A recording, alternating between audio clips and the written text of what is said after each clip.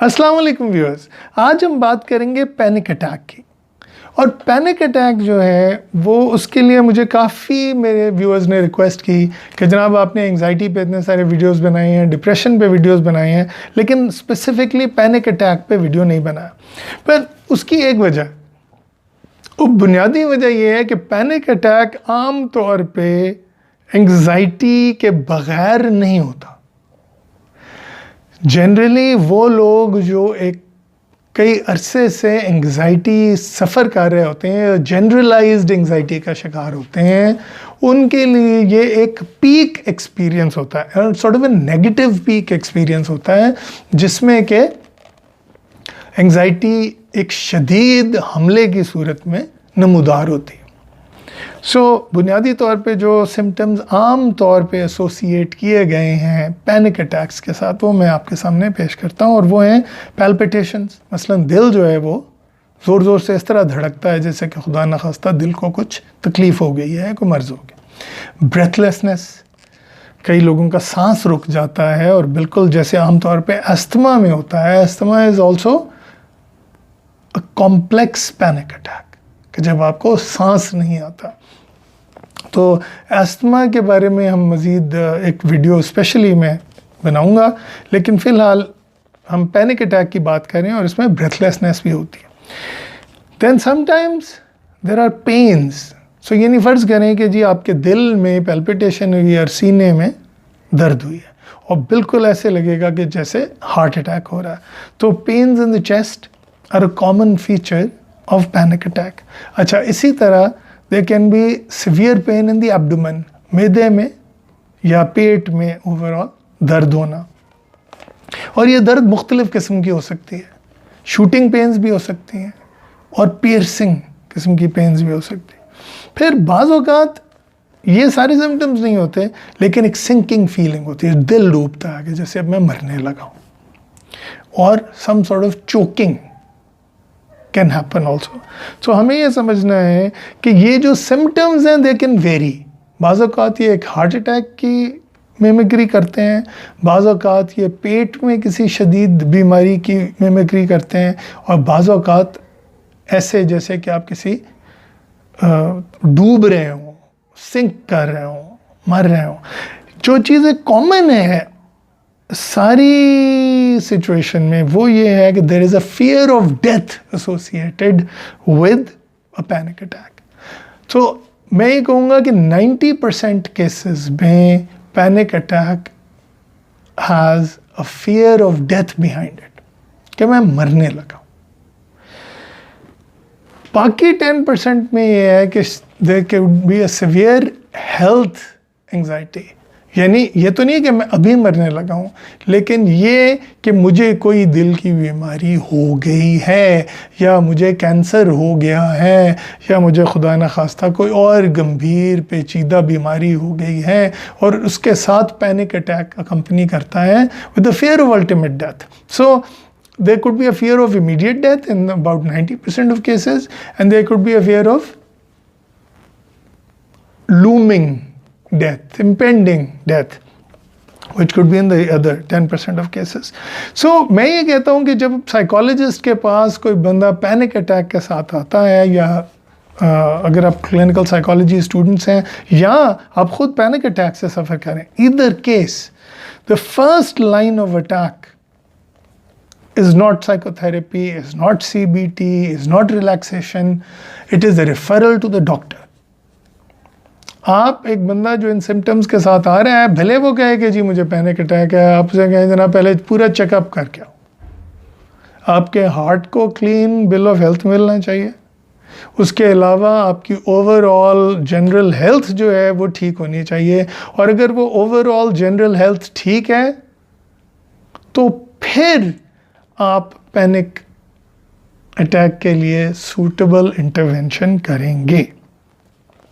So once all the physical symptoms are ruled out, then आपको इस sequence में intervention करनी है, और वो इंटरवेंशन ये है कि पहले आपने जनरलाइज्ड एंग्जाइटी को काउंटर करना है। देखिए, जब आपके पास क्लाइंट बैठा है, चांसेस आर कि उसे उस वक्त पैनिक अटैक नहीं होगा, पैनिक अटैक आम तौर पे अकेले रात को होता।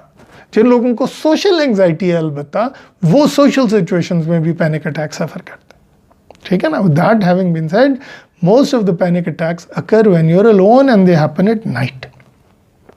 सो आप पैनिक अटैक को डायरेक्टली टैकल नहीं कर सकते, लेकिन आपको पैनिक अटैक के लिए जो सबसे पहले जिस चीज़ को अटैक करना है वो है जनरलाइज्ड एंजाइटी। और जनरलाइज्ड एंजाइटी को कम करने के लिए सबसे पहले आपने साइको एजुकेशन करनी है। आपने क्लाइंट को ये यकीन दिलाना है एक तो कि वो मरने नहीं जा रहे, ज़ाहिर है ऑब्वियसली डॉक्टर ने तो उन्हें क्लीन बिल ऑफ हेल्थ दे दिया ना, तभी तो आप इंटरवेंशन कह रहे हैं। तो अब जब डॉक्टर ने क्लीन बिल ऑफ हेल्थ दे दिया है तो आपने उनको रीअश्योर करना है। रीअश्योर करने के बाद उस जनरलाइज्ड एंजाइटी को काउंटर करने के लिए रिलैक्सेशन सजेस्ट करनी है, और रिलैक्सेशन करवानी है, सिर्फ सजेस्ट नहीं करनी, ठीक है ना। और इसके लिए मेरे पहले वीडियोस में जिनका मैं लिंक जो है वो नीचे डिस्क्रिप्शन में मैंने दिया, और उसमें आप देखेंगे कि किस तरह आप अपनी एंक्शस स्टेट से अपने आप को एक रिलैक्स स्टेट में लेके जा सकते हैं। उसके अलावा self soothing activities are an important thing. Self soothing activities जो हैं, मसलन आप क्या चीज़ें करना एंजॉय करते हैं। देखिए अक्सर ये होता है कि हम लोग इतने बिज़ी हो जाते हैं अपनी डेली रूटीन में, अपने मुख्तलिफ़ कामों में और बहुत से ऐसे मसाइल में कि हम ये भूल जाते हैं कि जनाब हमने लाइफ एंजॉय भी करनी है। और जब हम लाइफ एंजॉय करने के लिए कोई प्लानिंग नहीं करते, बाकी सारी चीज़ों की प्लानिंग हुई होती है, तो क्या होता है, anxiety can sometimes build up over the years.